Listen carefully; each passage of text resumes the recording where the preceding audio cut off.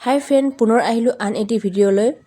ভিডিঅ'টো চাই ভাল পালে লাইক শ্বেয়াৰ ছাবস্ক্ৰাইব কৰি দিবলৈ নাপাহৰিব। বহুদিন আচলতে মই ভিডিঅ' বনোৱাও নাই আৰু আপলোডো কৰা নাই, কাৰণ মোৰ গাটো ইমান ভাল নহয়। চ' সেইকাৰণে আৰু ভিডিঅ'টো দেখিছেই নহয়, এয়া পথাৰৰ পৰিৱেশ। পথাৰলৈ আমি টোপোলা লৈ গৈয়ে আছোঁ, দেখিছেই। আমাৰ মাহঁতৰ ঘৰৰ পথাৰৰ ধান কটা আজি শেষ দিনটো আছিল। পাপাই আমাক মাতি আছে, আমাৰ দুয়োজনকে, আহা আজি নাৰছিঙা খাব লাগে বুলি, পথাৰতে খাম এসাঁজ বুলি মাতি আছে আমাক। আমাৰ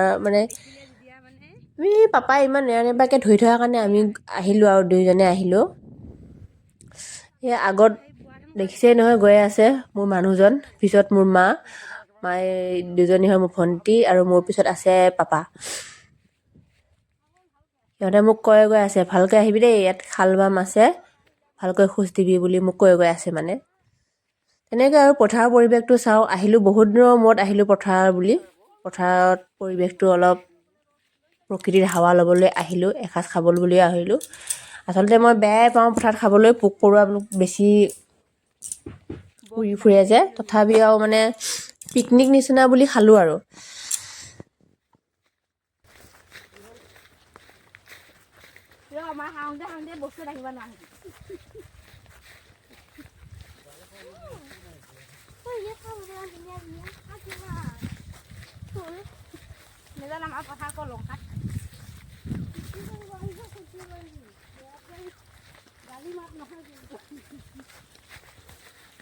তই গালিয়ে খাবিব লাগি।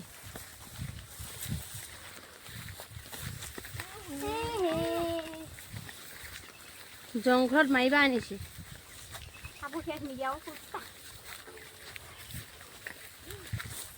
শেষত ধানৰ মাজে মাজে, জংঘলৰ মাজে মাজে গৈ আমি মেইন ঠাইডোখৰ পালোঁগৈ, য'ত আমাৰ ধানখিনি কাটি আছে। এই ভৰি বেকা হৈ যায়। চবে যিকোনো বস্তু এটা দাঙি কৰি লৈছে, কিন্তু মই লোৱা নাই আৰু মই মোবাইলটোকে লৈ আছোঁ। ইয়াত গৈ পেলাই ৰ'দ, বহুত ৰ'দ ন, সেইকাৰণে বেড কভাৰ লৈ গৈছে, কাপোৰ লৈ গৈছে, লৈ এনেকৈ অলপ খাব সময়খিনি অকণমান শান্তিৰে খাম বুলি চাহ অকণমান কৰি লৈছে আৰু চবে হেল্প কৰি আছে অলপ অলপকৈ।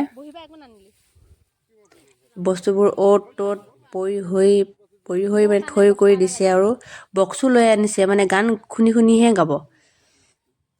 গান শুনি শুনি গাব, ধান গান শুনি শুনি কাটিব।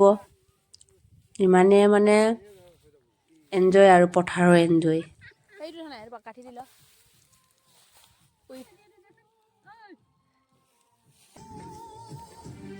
মোৰ কিন্তু বহুত ঠাণ্ডা লাগিছে দেই, এই ৰ'দতো কোনেও চুৱেটাৰ পিন্ধা নাই। ৰ'দত গৰম লাগিছে বুলি কৈছে, কিন্তু মই চুৱেটাৰ পিন্ধি আছোঁ, কাৰণ মোৰ গাটো বেয়া ন, সেইকাৰণে। আহিলোঁ আৰু পথাৰখন এবাৰ চাওঁ বুলি আহিলোঁ, আৰু দেখাটো নাপাওঁৱে, নাহোঁ কোনোদিনেই। পথাৰৰ কাম কেনেকুৱা কৰিও নাপালোঁ যেতিয়া। পাপাহঁতে কৰে, মাহঁতে কৰে, আমি ঘৰতে থাকি ধান চাউল পাওঁ, খাওঁ। এতিয়া পথাৰখন অলপ চাই একেবাৰে খানা খোৱা নিচিনাও হ'ব।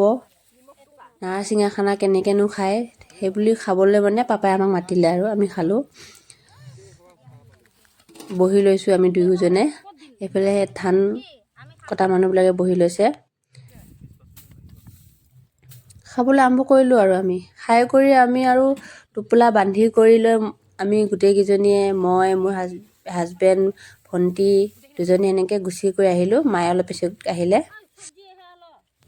এইফালে হৈছে আমাৰ এইজনী দুখী আত্মা, ভাবি আছে মই কি কাৰণে মৰিবলৈ আহিলোঁ ইয়াত।